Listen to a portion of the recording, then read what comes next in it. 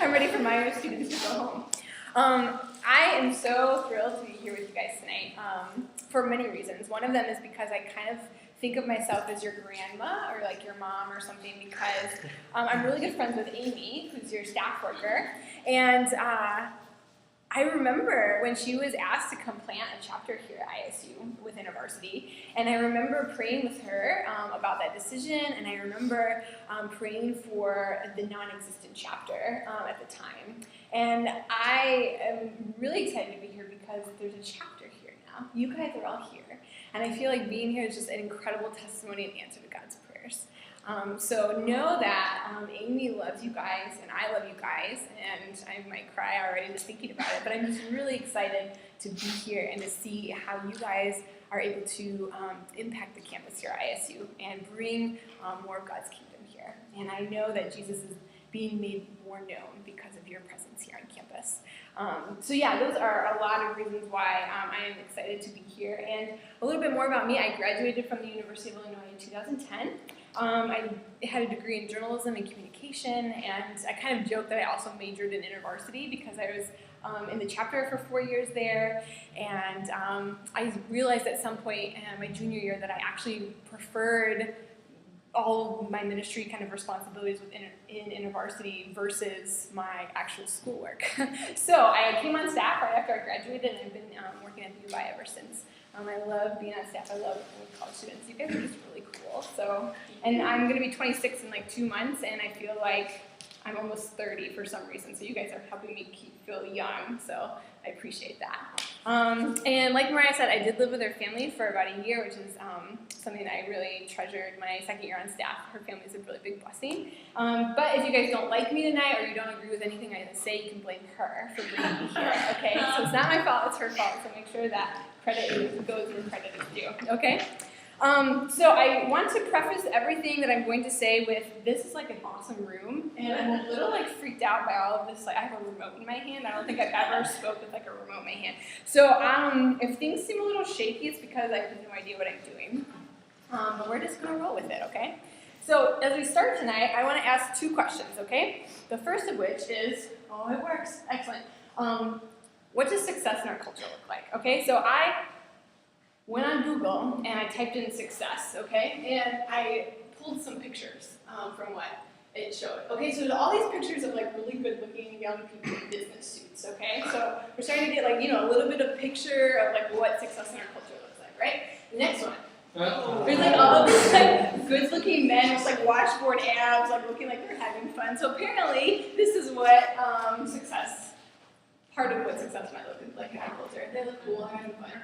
And I also thought there was like all these like graphs and pictures that like had this like upward kind of trajectory with like the word success, right? So it's like giving us this picture that success is kind of on this like upward trend, right? Have you guys seen these pictures before? I feel like they're all over the place.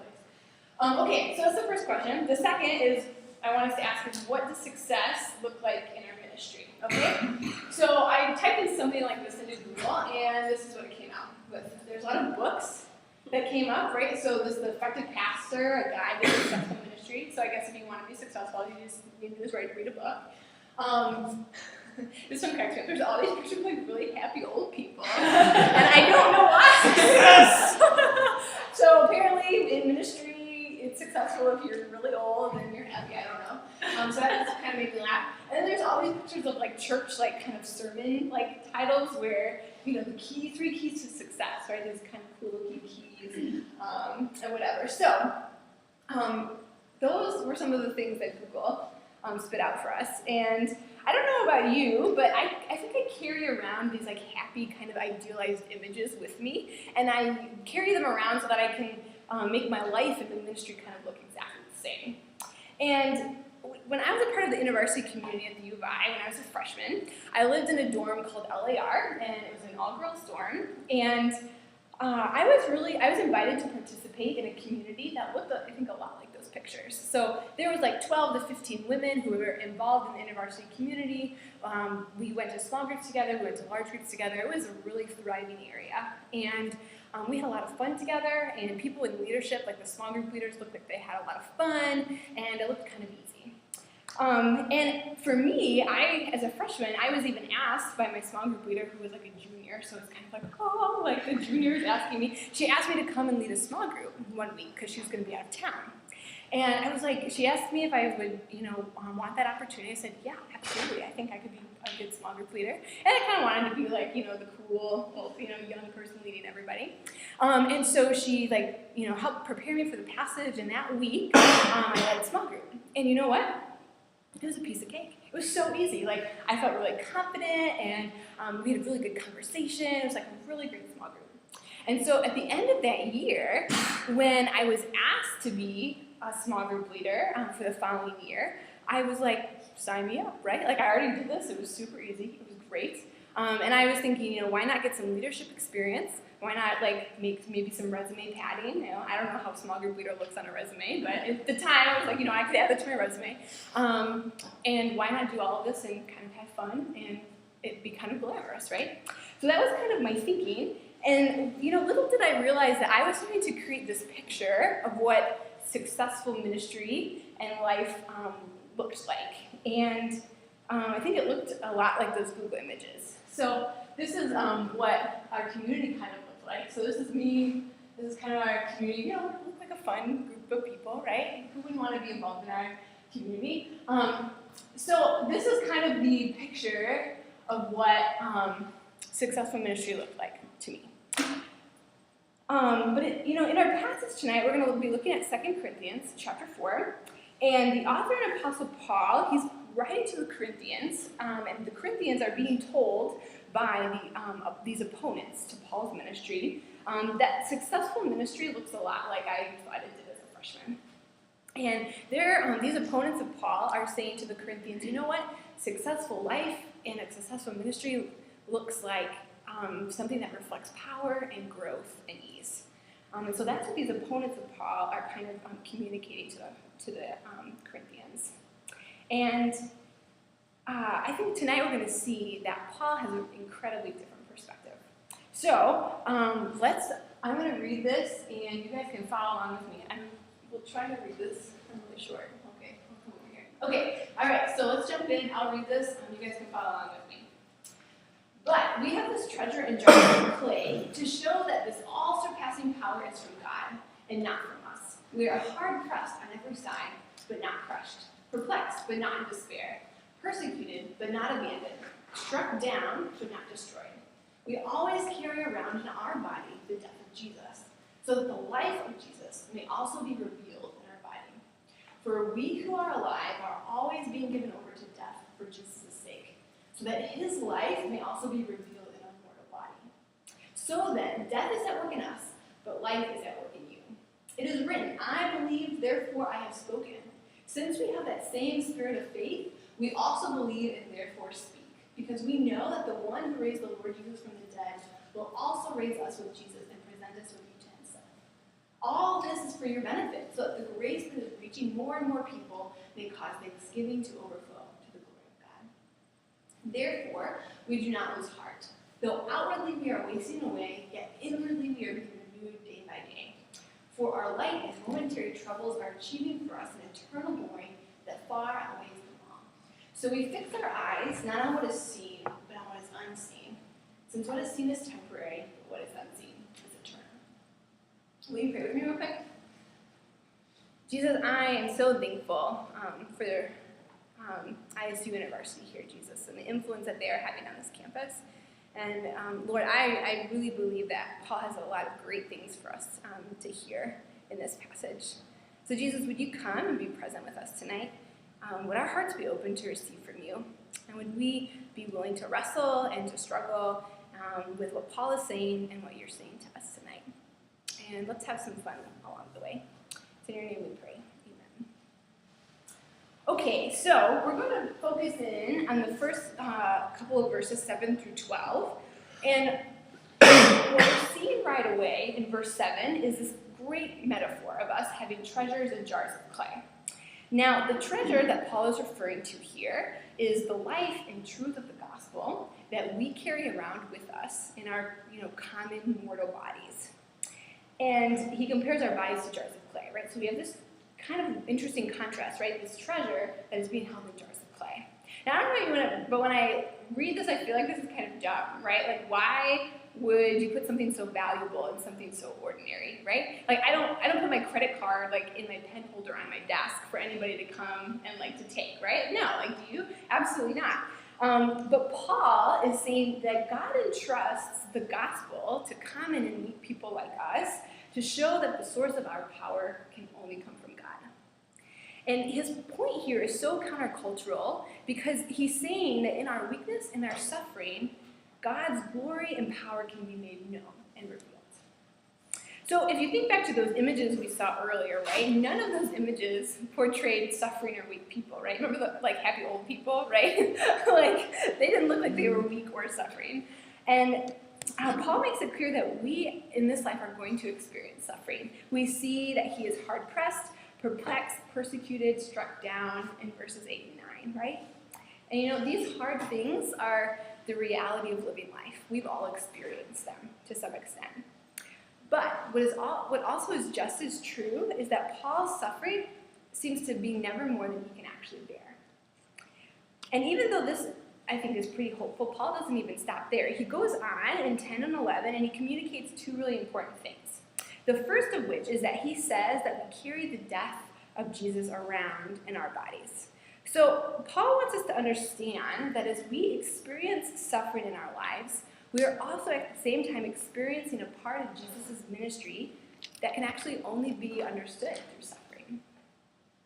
And secondly, Paul makes this link between suffering and Jesus' life, right? He's saying that we can endure difficulty because of God's resurrecting power that raised Jesus from the dead is at work in us. And that power is impacting our hearts, it's impacting our world, and it's working to sustain us amidst our struggles. So even though Paul is experiencing all of the suffering and persecution by his opponents, at the same time, at the very same time, he's also experiencing this continual manifestation of the life of Jesus, that work in him, not only working to sustain him, but also working through him to bring life to the Corinthians. And we see that in verse 12 when he says, "So then death is at work in us, but life is at work in you." So I signed myself up to be a small group leader by the end of my freshman year, like I said. And while I was at, do we have any small group leaders in the room? Anybody? No? Yeah, it's kind of cool. So by the end of my freshman year, while I was at Chapter Focus Week, which is InterVarsity's like end of the year training camp, which have any of you gone before? Yeah. Okay, if you haven't, you need to go. It's incredible. It's in May. Just start clearing your schedule right now. And you know, while I was at this end of the year retreat, it slowly became apparent to me that I was going to be one of 3 women returning back to LAR, the dorm that I was a part of. If you remember, I told you that I was a part of a thriving community, right? There was 10, 12, 15 women who were involved. And so our area of 12, 15 women shrank to 3 people in what seemed like a week at CFW.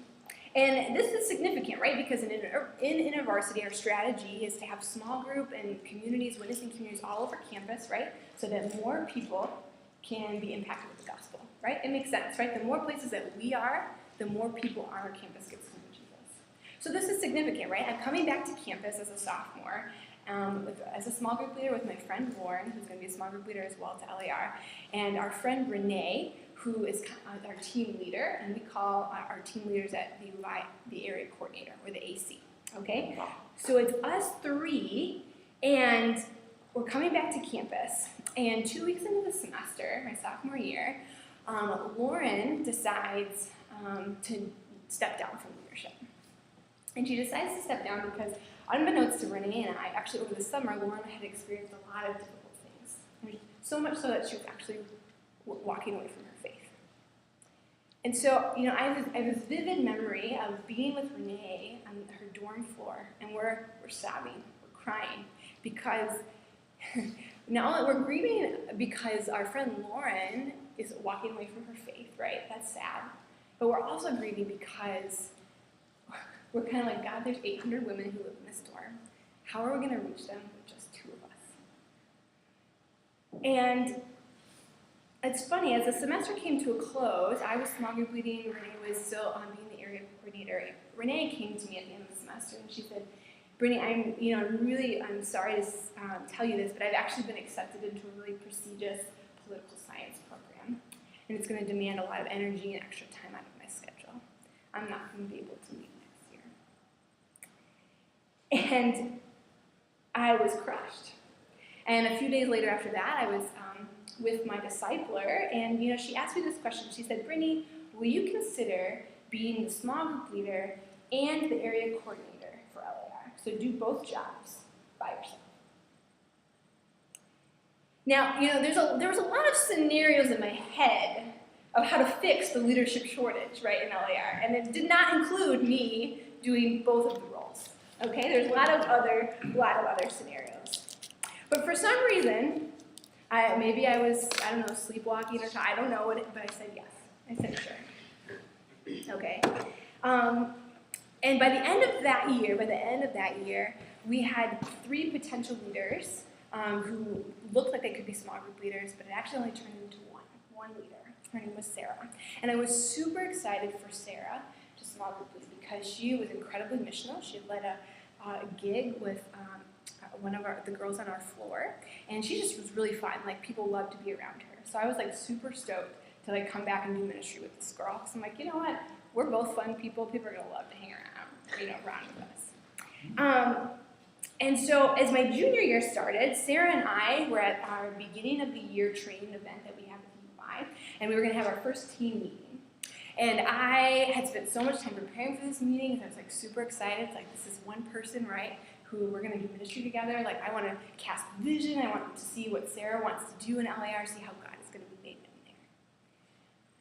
But what I didn't plan on is when we had our first meeting, Sarah came into that meeting and she said, Brittany, I have been experiencing intense physical pain every day, so much so that I can't walk sometimes, and I don't think I'm going to be able to lead. Seeing the theme, right?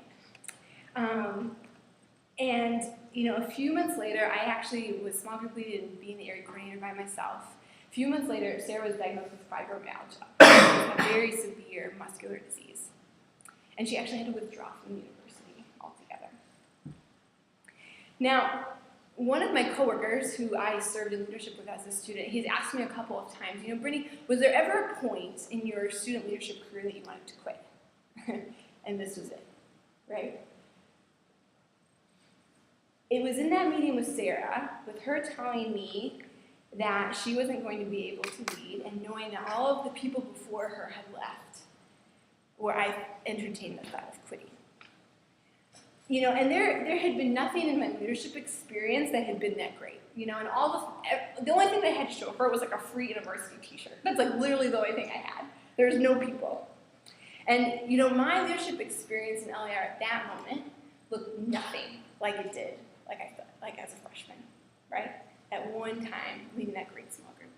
Where I was at that moment looked nothing like it. And it was at this point when I came so close to giving up that a new staff intern named Amy arrived on campus. And yes, this is the same Amy as your staff worker, Amy. Okay, so you know her very well. And at the time I didn't know it yet, but she was actually assigned to work with LAR and to work with me. And when I finally did meet Amy, I felt that God was saying, Brittany, you can't quit yet. Hang in there.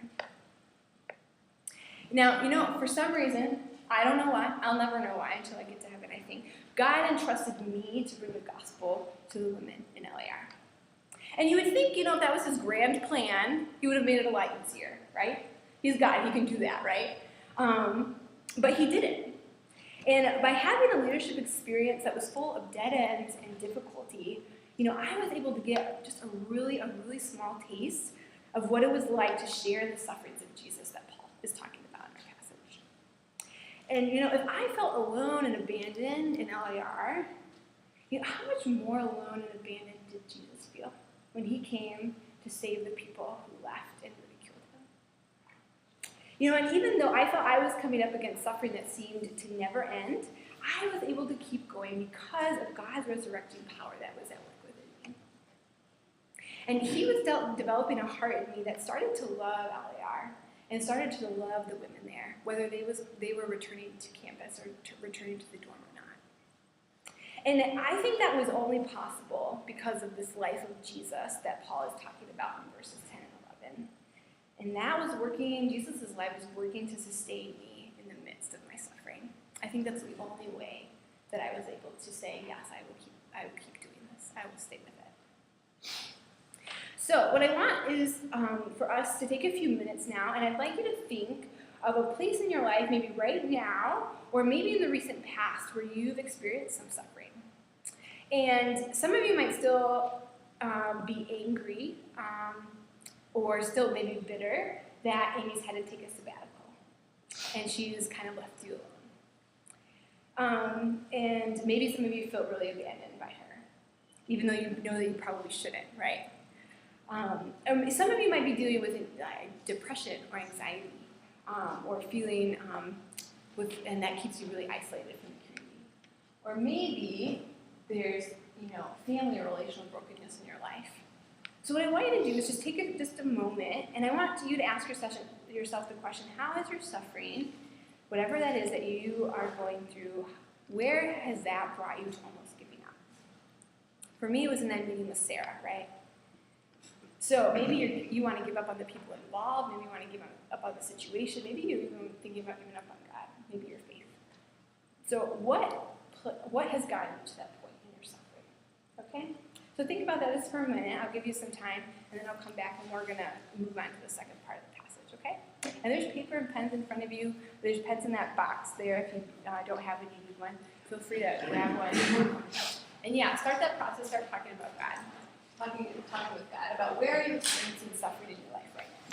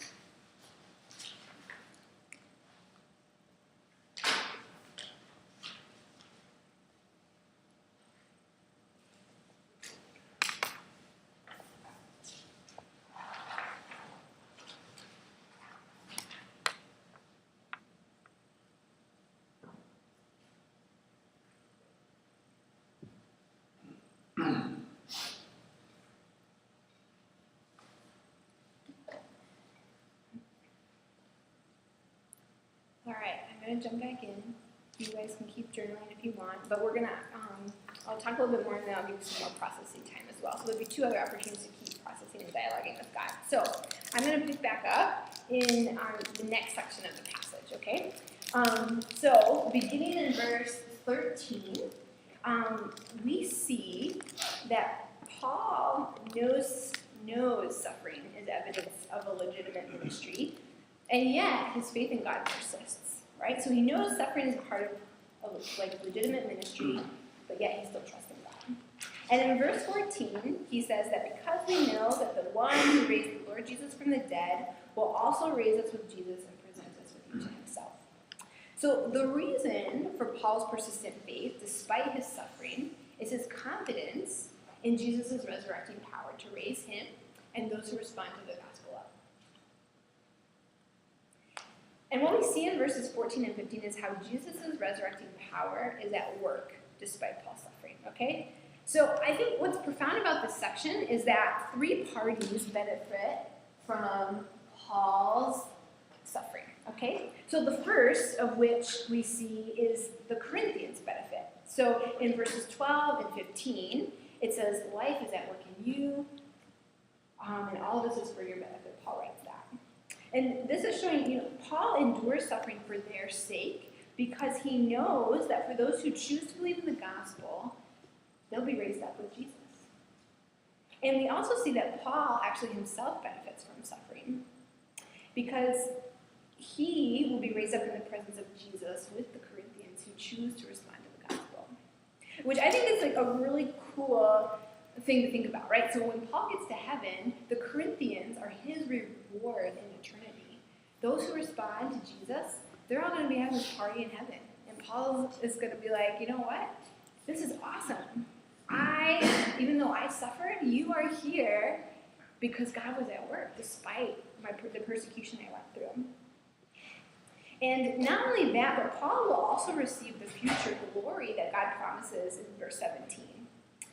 And the third thing we see is that God's reputation benefits as well. Because in verse 15, it says, so that the grace that is reaching more and more people may cause thanksgiving to overflow to the glory of God. So Paul may continue to suffer, but as more people respond to the gospel, God's reputation and name is being made more known, right? And it's being enhanced, and it's bringing him more glory. And I think that many of us, who've spent any time around the church, right? We know in some respect that we're supposed to suffer for the gospel, right? Jesus suffers, and we should too, blah, blah, blah. You've heard it before, right? But often I think that we're supposed to suffer for other people for their complete gain and our utter and total loss. And we tell ourselves that it's fine and we should just suck it up because that's what being a good Christian is, right? But, friends, that's not what Paul is saying here at all. He's saying that in true, faithful gospel ministry, our suffering is working not only to benefit ourselves, it's working to benefit the people that we're investing in, and all the while, that's bringing glory to God's name. So, kind of like Paul, I didn't quit doing ministry, right? I said yes to small group leading and area coordinating. Now I'm like, did I have a hole in my head? I don't know. Maybe. And so as Renee was getting ready to graduate and Amy and I were strategizing about what next semester in LAR was going to look like, we still felt like we hadn't gained much traction because 4 of the 5 women who were kind of in our community who looked like they could be could be leaders, they were all in they were in different fellowships, and they were talking about moving out of the dorm. And it didn't look like any of them were going to stay. And while this was happening, I met up with my discipler one week, and she asked me this question. She asked, Brittany, will you consider being the area coordinator for LAR and Busey Evans, which is another dorm on campus? Excuse me? This is what I'm thinking, right? Like, you want me to do what? Like, have you not seen what's gone on? And I had been meeting with her all semester, right? And she knew what my experience had been like in LAR. She knew that there hadn't been any significant growth since I had been there.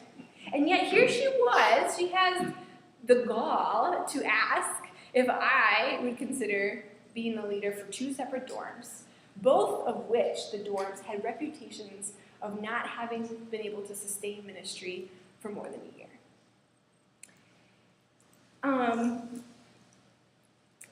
But again, something in me said, yes, I will area coordinate LAR and BC Evans. And I think I said yes again because of this resurrecting power, God's resurrecting power that was at work in me, just like it had been before. So, by the end of my junior year, LAR and BC Evans had 5 potential small group leaders for the following year, okay? Now, unfortunately, 2 of those 5 women ended up actually leaving the university for health reasons. Okay? So we're down to 3 leaders and 2 dorms. So LAR has Bianca and Becca, and UC Evans has this girl named Betsy. And all 3 of these women chose to be involved with InterVarsity and chose to stay in the dorms that they could do ministry.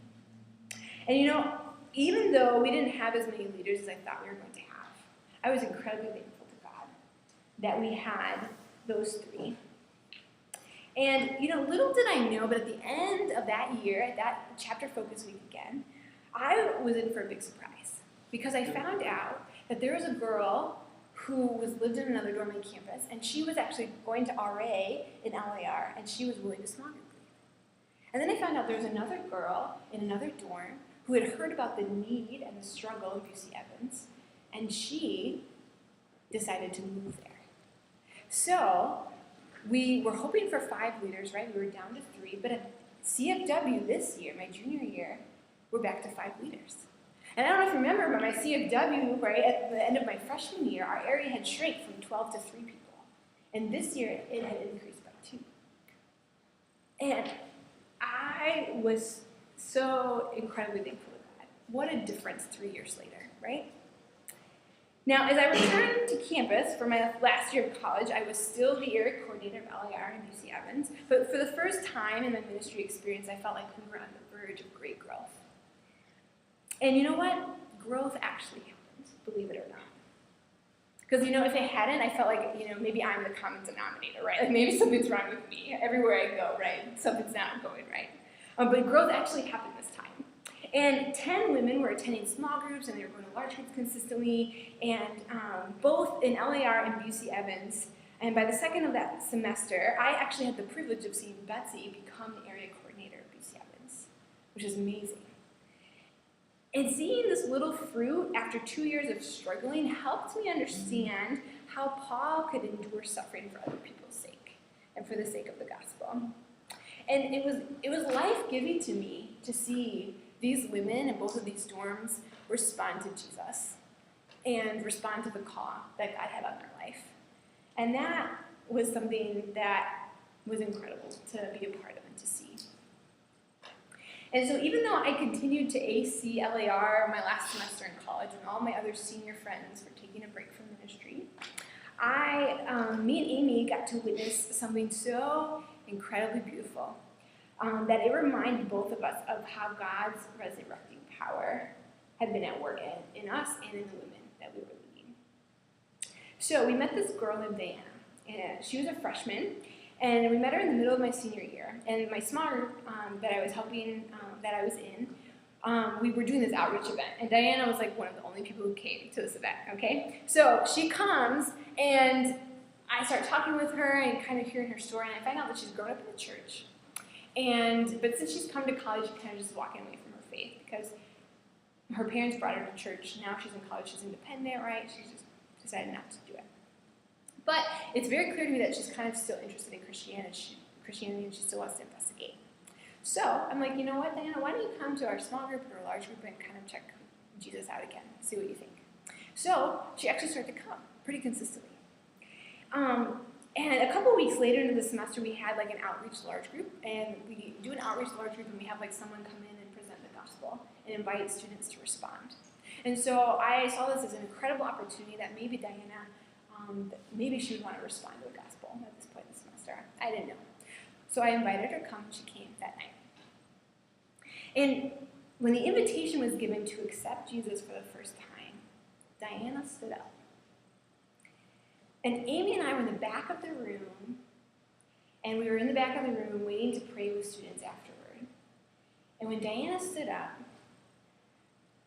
both of our eyes meet, and tears are streaming down our faces. Because in that moment, we suddenly knew and felt what the eternal value of partnering with God in the midst of suffering looked like. Amy and I were able to experience the present reward of seeing Diana choose to believe in Jesus and respond to the gospel. And we were also able to understand the future reward that we would be able to see Diana in heaven one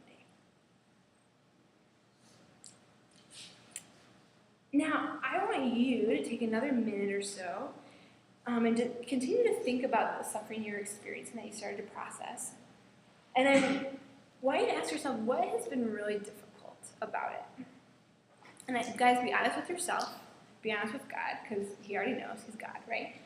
And I want you to ask yourself, has there been any moments, all right, where maybe you've been able to see God at work? Maybe it wasn't a huge moment for Amy and I when we saw Diana respond to Jesus. But has there been any way that God's been at work? Maybe you haven't even been able to acknowledge it yet. Is there any way where you've seen God's power at work in the midst of what you're going through? So think about that for a minute. I'll give you a few minutes to respond.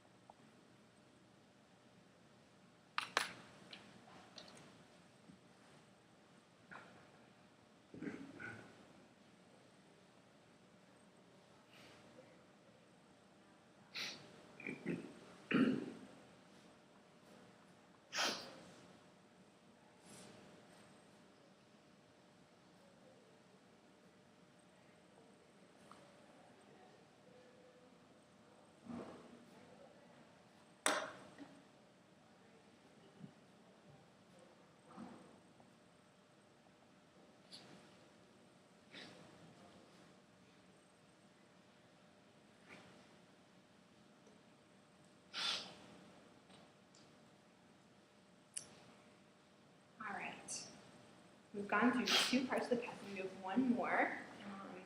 So let's see what Paul has, the rest of what he has to say to us in the end of this passage, okay? Now, I don't know about you, but I think it's incredible that our suffering is not only working to benefit ourselves, but the people we invest in, and all the while, that's bringing glory to God. I think that's incredible. And if you remember those images, right, from Google, like, they didn't really look like that, right? And to me, this seems so incredible that it feels like it should be the end of the story, right? It's that good. So many people get to benefit. God's glory is made known. That seems like it should be the end of the story, right? But Paul writes this huge therefore in verse 16, and I think we need to ask why it's therefore.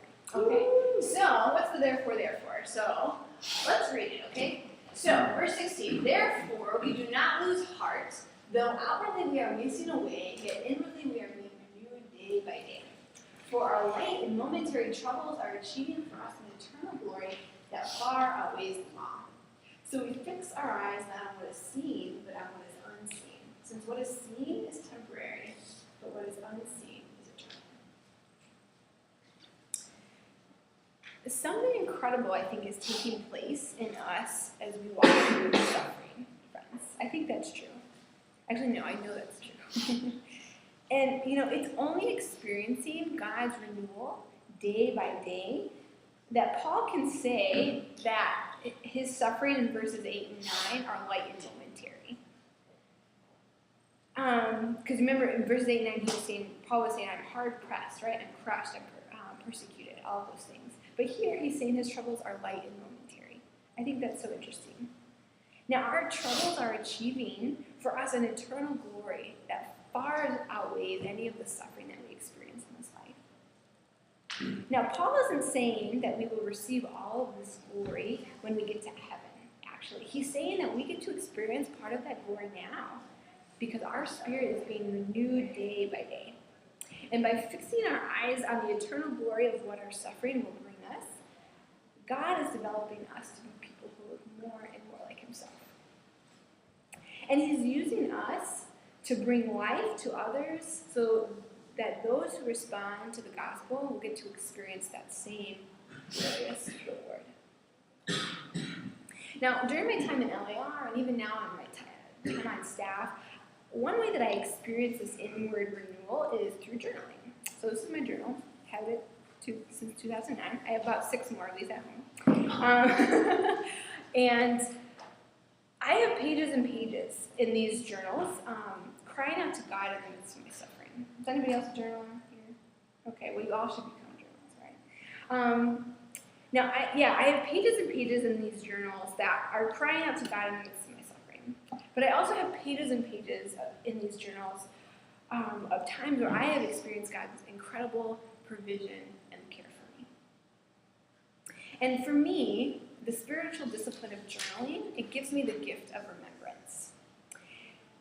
So as I look over entries that I've written years ago, God uses them to remind me of how he has been at work in my joy and also in my pain. So when I was experiencing a lot of struggle and suffering in LAR, when all, time and time again, a new leader was not going to come back, and I felt really alone and abandoned, I got to go back and read an entry where Bianca and I got to knock on all of the doors in our dorm and invited women to come and play games with us one night. And I got to read in that entry about how 10 or 12 women came and hung out, and we had an incredible time. And I also got get to read an entry where my staff worker knew how lonely and abandoned I had felt in LAR, and she had come and prayed with me at LAR, and I'm crying, and I'm like, I want to quit, and I feel so alone. And I can read in my journal about how my staff worker prayed that I would have spiritual authority when I felt like I had none.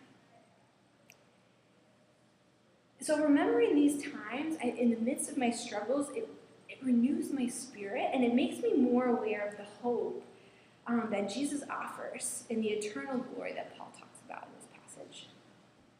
But maybe we're asking, what exactly does that eternal glory look like? Maybe it sounds kind of vague. So what I want to do is close your eyes real quick, okay? And the book of Revelation gives us a tiny glimpse, all right? So I'm going to read this, and I want you to try to picture this in your head if you can. So this is John writing. Then I saw a new heaven and a new earth, and I heard a loud voice from the throne saying, Behold, the dwelling place of God is with man.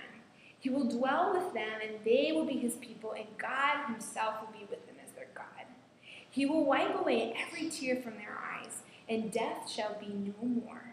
Neither shall there be mourning, nor crying, nor pain any more, for the former things have passed away. And he who is seated on the throne said, Behold, I am making all things new. Guys, this is what we have to look forward to. If we are willing to walk through suffering, we will surely share in Christ's glory. I was blessed to be able to receive a part of that glory when I was a student in LAR. In the midst of my suffering, I got to see Diana come to know Jesus. I got to see new leaders take my place, right? But, I also want to acknowledge that some of us won't receive part of that glory now. Some of us might experience suffering so much this side of heaven that we might never be able to understand or explain. I spent the summer in Malawi, actually, and I got to hear the stories of some refugees and women who are 16 years old and they have a child and their husband is gone or dead. And they are living in a refugee camp where they have nothing. That is incredible suffering. And some of us, even though we might experience suffering this side of heaven that we can't understand or explain, what I want you to hear and what Paul is saying is that whether we receive part of that glory now or not, the unshakable truth is that God is going to renew us daily while we're here. And, that renewal this side of heaven, it doesn't hold a candle to the picture that Revelation paints, right? God might be wiping away part of our tears now, but in heaven, he will wipe all of them away when we are raised up with him. And that is the end of the story, friends. It ends with us in the presence of Jesus, receiving our eternal glory in full. And I can't wait until I am before God. And He knows, right, all of the suffering that I went through in LER, all of the suffering that I've experienced in my own personal life, all of your suffering that you've experienced. And you know, I can't wait till I am before God, and He's looking me in the eye, and He says, well done. Well done, good and faithful servant. Your suffering was never in vain. Your pain and your tears are no more. Welcome to your eternal home. That is what I can't wait to hear from Jesus. And that's what Paul says that we will hear if we walk through suffering, knowing of God's renewing power and the glory that awaits us. So, for the next several minutes, I'm going to play some reflective music. And I want you to spend some time journaling. I told you I'm a journaler. So tonight, you guys are all going to be journalers, okay? You can entertain me for tonight.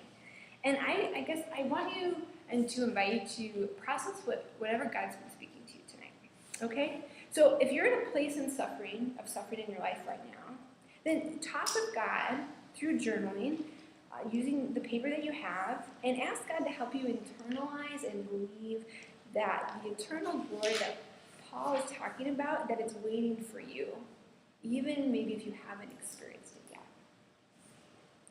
And maybe there's some of you where you're like, Brittany, I'm not in a place of suffering right now. And what I want you to do, if that's you, I want you to journal, and I want you to ask God, how might you be able to take a risk in your ministry this semester or this coming year?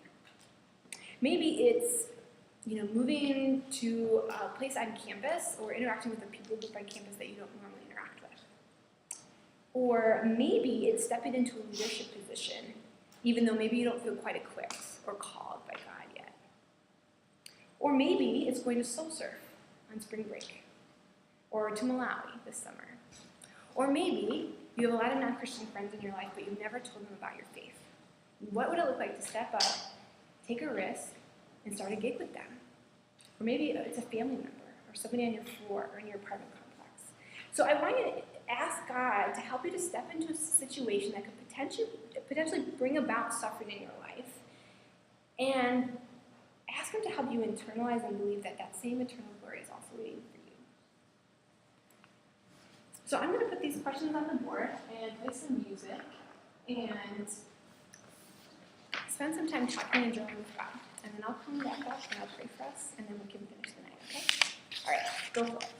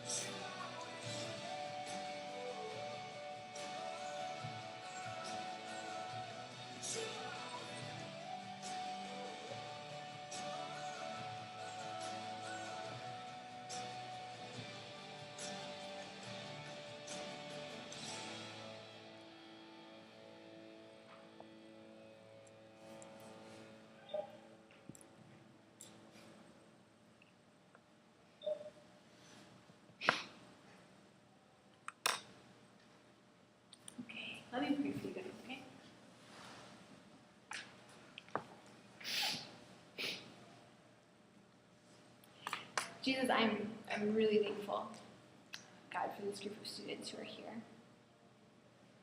Lord, and I know that being part of a small chapter, being a part of a chapter plant is hard. It's even harder when your staff worker has to leave and take sabbatical. And it's hard when you go to conferences and you see really big chapters there, and your chapter doesn't look that way. But God, I'm really thankful for these students here, because without them, there would be less students here who would know you. And so, Jesus, I ask that the truth of the gospel and what Paul is talking about in Corinthians, God, would really impact these students' hearts and lives tonight, Jesus, in this semester. That they would internalize that even though ministry here is difficult and hard, God, that there is an eternal glory that is waiting for them. And I ask that these students, Lord, that they would hold on, that they would continue to persevere because it is worth it. Lord, and you promise that you will be renewing us day by day. And so, Jesus, would these students experience that inward renewal? Would they walk with you? Would they feel your presence, Lord, as they bring more of your kingdom here to this campus, Jesus? And Lord, would they know that at the end of the day, it is worth it? Because the people at ISU who come to know you, Jesus, they will be in heaven along with all of us. And we will get to celebrate in your presence the wonder and the beauty of that. So Jesus, would these students have that picture in mind, that is what's waiting for them? Lord, would you be with them this semester? Would you be with us over our break? Would you restore and renew us, God, so that when we come back in December and then back in January, Jesus, that we will be able to walk with you in confidence, that we might be able to endure suffering because we know what is waiting for us on the other side. Thanks, Jesus, for who you are, for your love and your care for us, even amidst the struggle and the hardship. I pray over these students, God, and I entrust them to your care. And it's in your name I pray all these things. Amen. Thank you, guys, so much for letting me come and be with you.